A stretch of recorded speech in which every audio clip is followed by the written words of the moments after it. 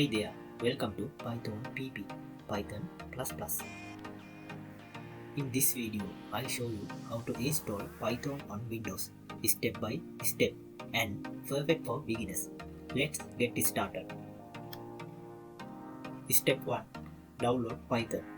Open your browser and go to python.org. Click on Downloads and choose the latest version for Windows.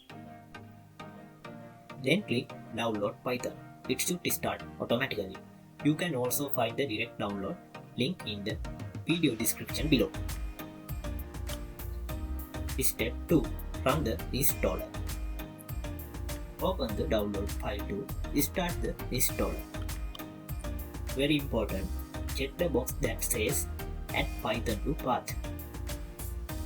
Then click Install Now and wait for the installation to complete.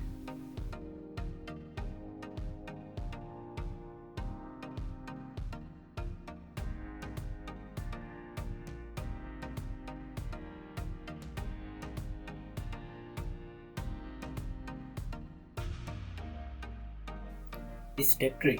Verify the installation. Now open command prompt.